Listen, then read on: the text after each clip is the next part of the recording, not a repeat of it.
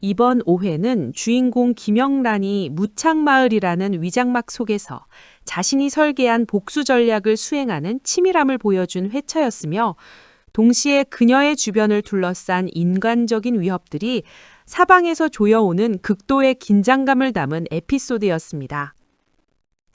오회는 단순히 영란의 도피를 그리는 것이 아니라 그녀가 복수의 설계자이자 실행자가 되었음을 입증하는 분수령이었습니다. 이 모든 전개는 단 하나의 쉼표 없이 빠르게 몰아치며 시청자들을 화면에 완전히 몰입시켰습니다. 5회의 가장 예측 불가능한 변수는 바로 영란의 전 룸메이트였던 데케지가 무창마을에 등장한 것이었습니다.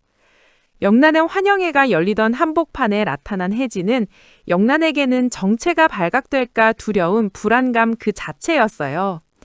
혜지는 저택 도우미 시절부터 영란의 비밀을 목격한 인물이었으며 이제 그 비밀을 가지고 영란의 목을 조이는 위협으로 다가왔죠.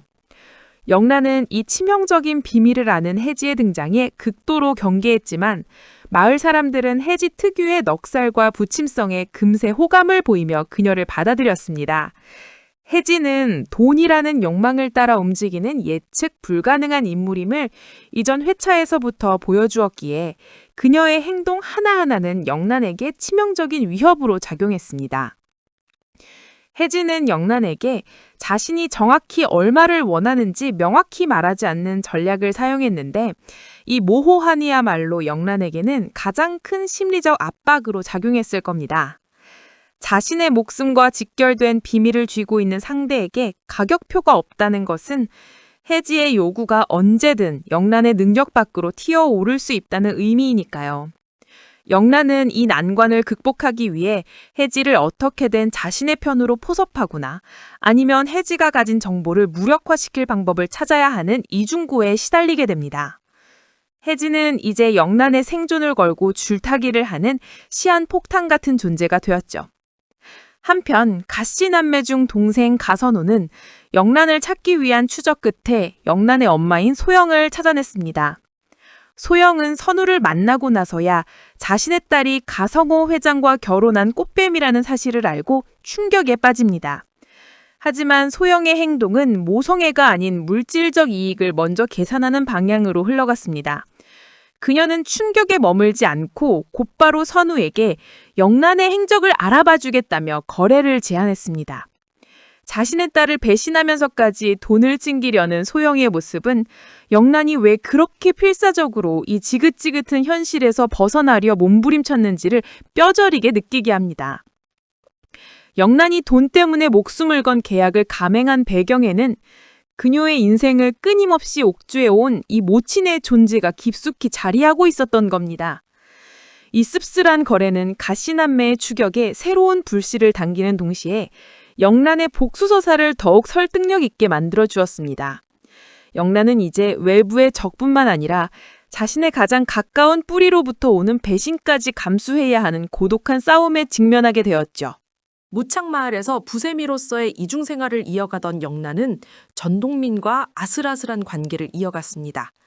동민은 영란이 자신에게 유독 신경 쓰는 행동들, 특히 노트북 앞에서 보인 적극적인 행동들을 오해해 영란이 자신을 좋아한다고 착각했죠.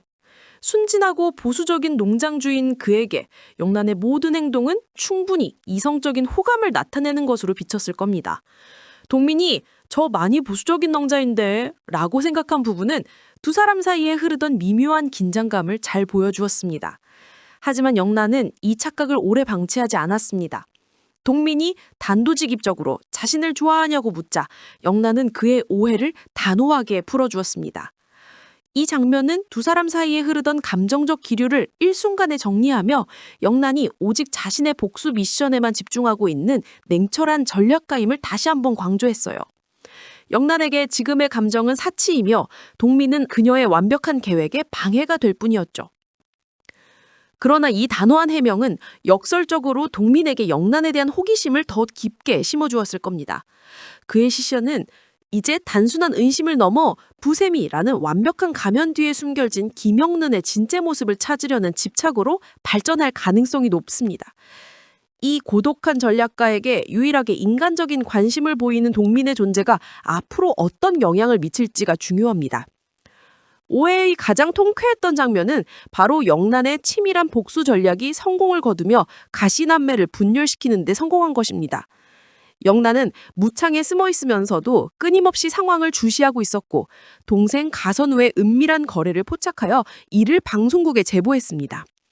이 제보를 세상에 터뜨려 가선영과 가선우 남매 사이를 이간질하려 한 것입니다. 영란의 이 전략은 완벽하게 통했습니다.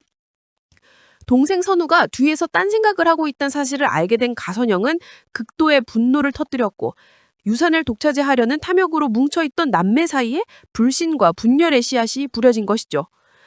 가선그룹의 최대 주주인 두 사람이 이처럼 내부적으로 와야 되기 시작하면서 영란이 궁극적으로 원하는 가시남매의 몰락은 현실화되기 시작했습니다. 이 전략이 단순히 즉흥적인 것이 아니었다는 점이 영란의 치밀함을 돋보이게 합니다. 이는 영란이 오래전부터 생각해온 계획이었으며 심지어 이미 죽은 가성호 회장과도 논의가 된 부분이었다는 사실이 밝혀졌습니다. 영란은 회장의 단순한 실행자가 아니라 복수극의 설계와 완성까지 책임진 공동 전략가였던 것입니다. 이로써 가시남매는 내부에서부터 무너지기 시작했고 영란의 복수는 한 단계 더 진일보하게 되었습니다. 그러나 영란이 이 제보 과정을 진행하는 모습을 백혜지가 목격했다는 점이 새로운 위기를 예고하며 영란의 정체가 또 다른 위협에 노출되었음을 암시했습니다. 복수의 성공이 곧바로 새로운 위협을 불러오는 드라마의 아이러니가 극의 긴장감을 더욱 높이는 핵심이죠. 5회까지 진행된 스토리를 바탕으로 전동민에게 숨겨진 서사가 있다는 추리는 더욱 강력한 설득력을 얻고 있습니다. 동민의 7살 아들 전주원이 가성호 회장아 딸인 예림의 아들, 즉 손자가 아닐까 하는 추측은 드라마의 판도를 뒤엎을 중요한 요소로 작용할 가능성이 큽니다. 동민이 유학파라는 점과 예림이 외국에서 사고로 죽었다는 설정은 외국이라는 연결고리를 만들어주며 주원이의 나이 7살 또한 시기적으로 충분히 개연성을 갖습니다. 동민이 유학 시절 예림과 인연을 맺었고 주원이 예림의 아들이라면 동민은 영란의 복수 대상인 가시남매에게 가장 치명적인 회장의 진정한 혈육이라는 강력한 무기가 될 수 있습니다. 영란의 최종 목표가 가스그룹의 경영권을 바로잡는 것이라면 전주원의 존재는 복수의 정당성을 확보하는 가장 확실한 근거가 됩니다. 영란이 이 치명적인 비밀을 알게 되었을 때 그녀의 복수심과 주원에 대한 인간적인 연민 사이에서 어떤 갈등을 겪게 될지 기대되는 부분입니다. 동민은 단순한 로맨스 상대를 넘어 영란의 복수 계획을 완성시켜줄 복수의 핵심 열쇠가 될 것입니다.